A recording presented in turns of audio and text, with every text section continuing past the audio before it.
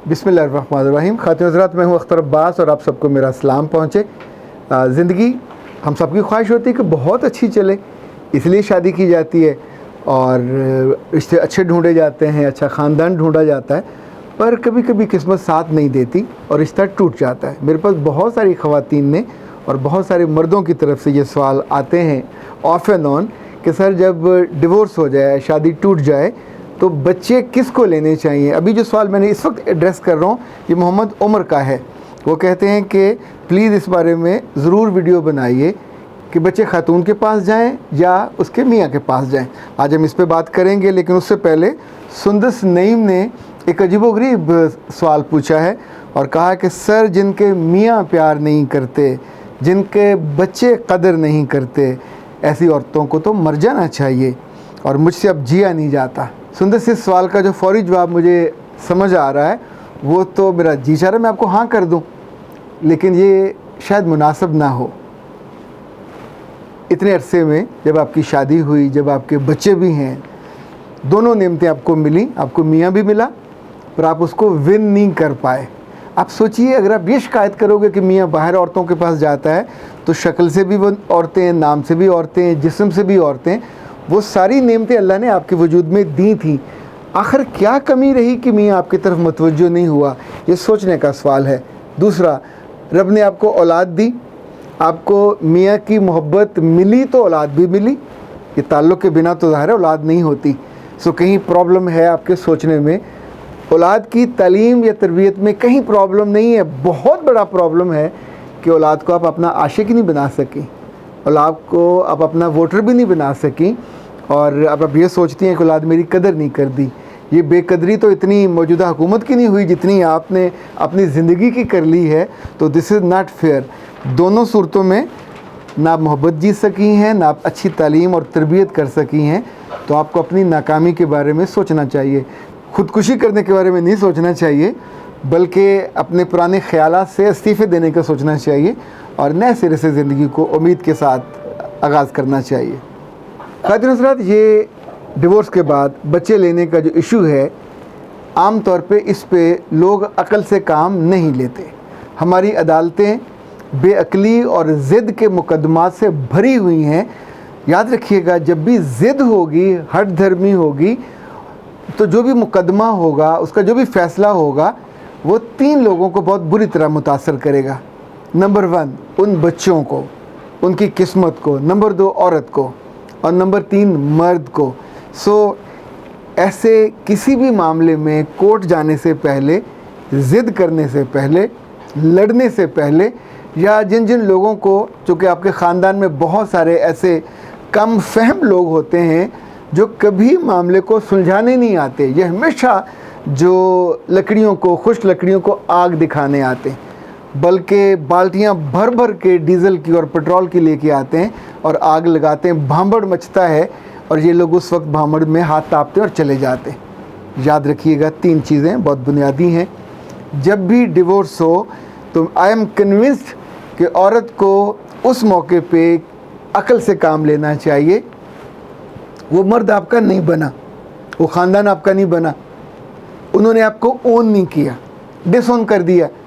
तो अब आप उनके बच्चों को लेके पालोगे और अपनी सारी उम्र गंवा लोगे। पहली उम्र भी जो आपकी ज़ाया गई, जो आपने उस घर में गुजारी खिदमत में और बच्चों को पैदा करने में और उनको इस स्टेज पे लाने में। तो अब आप अपनी ज़िद की वजह से उन्हीं को लेके जाओगे जो इनका नुत्फ़ा है, और कहोगे क्या, मुझे इनसे बड़ी मोहब्बत है, मैं इनके बिना जी नहीं सकती। आपको उनके बिना जीना भी चाहिए और आपको उनके बिना अपनी ज़िंदगी को आगाज़ करना भी चाहिए। ये बुनियादी चीज़ है। इस पे किसी ज़िद के बिना और किसी हठ धर्मी के बिना सोचिए। जब भी आप इस घर से टूट के अपने घर में जाओगे तो वहाँ शुरू में कुछ दिन आपकी आवभगत होगी, आप पे तरस खाया जाएगा। अगर आपके अब्बा और अम्मा हयात हैं, सलामत हैं, तो इसका मतलब होगा आप उस घर में रहने लग जाओगे और आपको बहुत दिक्कत नहीं होगी। पर अगर भाई हैं और भाभियां हैं तो आप जाते ही कुछ दिनों के बाद 2 नंबर शहरी हो जाओगे और आपके बच्चे उस घर में बाइज़्ज़त नहीं होंगे। बावकार नहीं होंगे। भाई के बच्चे 1 नंबर शहरी होंगे, आप 2 नंबर शहरी होंगे, चूँकि नॉट यू आर डिपेंडेंट। और इन्हीं बच्चों की तालीम, इन बच्चों की तरबियत, इन बच्चों का रहना सहना अब आपके नए फसादात का मूजब बनेगा। नंबर 2, आपकी ज़िंदगी में एक आध बच्चा है, 2 बच्चे हैं, तो आपके वालिदैन या बाकी इज़्ज़ा अकारब चाहेंगे कि आपकी शादी हो जाए और आप बाकी ज़िंदगी उस बंदे के लिए बर्बाद ना करें कि जिसने आपको बर्बाद किया। तो अब आप उसके बच्चे लेकर बैठोगे, उन्हें पालोगे, पढ़ाओगे और आपकी जॉब नहीं है, जॉब करोगे या पैसे मांगोगे या आप पे अजीज़ अकारब तरस खाएंगे, तो आप अपनी अगली ज़िंदगी भी बर्बाद कर बैठोगे। ये मुश्किल है, पर इसको लॉजिकली आप एनालाइज़ करें। जब तक चीज़ों पे गौर ना किया जाए कभी दुरुस्त फ़ैसला नहीं किया जा सकता। इन बच्चों के बिना आपको जीना आपके लिए ज़्यादा सूदमंद है। आपकी नई ज़िंदगी का आगाज़ हो जाए फिर भी आप इन बच्चों से मिल सकोगे, पर अगर आपने ये बच्चे अपने पास रख लिए तो अब क्या होगा कि नॉर्मली जो हमने देखा है, कुछ अरसे के बाद मर्द पुरानी बीवी को और पुराने बच्चों को भूल जाता है। उसकी ज़िंदगी में से ये सफ़ा पलटता नहीं है, डिलीट हो जाता है। अगर कहीं कानूनी तौर पे उसको पैसे देने हैं तो वो देता रहेगा, लेकिन मोहब्बत नाम की, उल्फत नाम की चीज़ बाकी नहीं बचती। वो नई शादी करेगा, नए बच्चे मिल जाएंगे, तो उसका सर्कल ज़िंदगी का वहाँ आगाज़ होगा। इन बच्चों को उसकी जायदाद से आम तौर पे हिस्सा नहीं मिलता। अगर ये वहाँ रहें अपने बाप के पास, तो अपने दादे में या चचों के पास ये 1 नंबर शहरी होंगे। अपने बाप की वजह से उन्हें प्रोटोकॉल 1 नंबर शहरी का मिलेगा। उनकी तालीम, उनकी तरबियत, उनके रिश्ते सब 1 नंबर होंगे।